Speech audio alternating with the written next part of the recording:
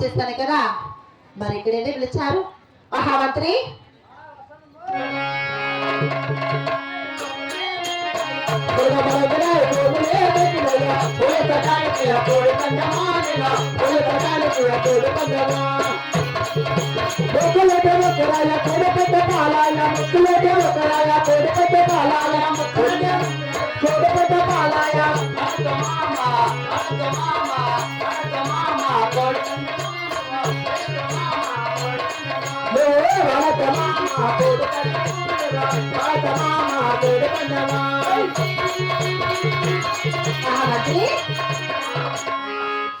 ఏరా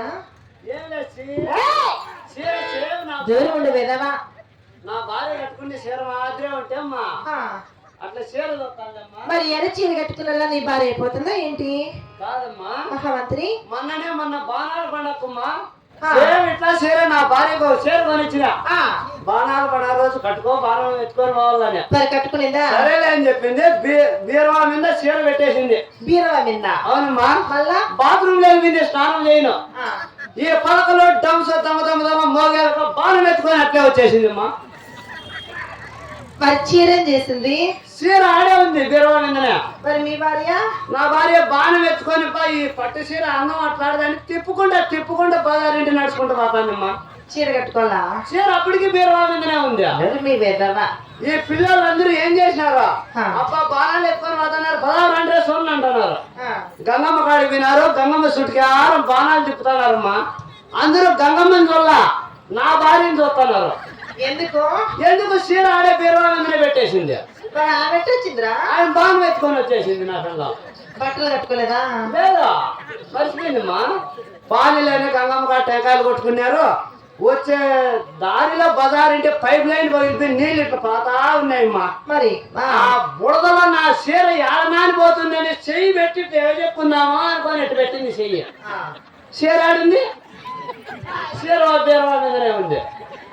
అప్పుడు భద్ర చీర మర్చిపోయినానని ఇంట్లోకి పరిగెత్తిందమ్మా.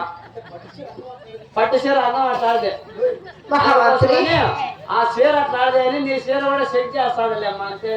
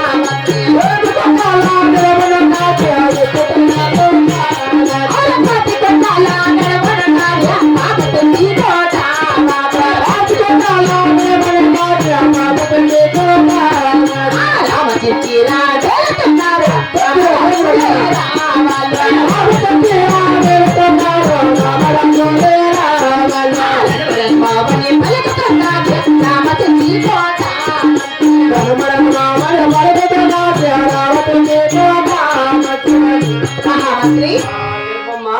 దక్షిణ దేశంలో ఆమె చెంచుకోట బాబు. ఆమె చెంచుకోట 3 కొండల నడుమున్నది ముఖ్యమైన కోట. 4 కొండల నడుమున్నది నాణ్యమైన కోట. 7 కొండల నడుమున్నది ఎచ్చుటైన కోట. అవునమ్మా. 10 కొండల నడుమున్నది పాత చెంచుకోట బాబు. పాత చెంచుకోట. అవును బాబు. చాలా సంతోషం.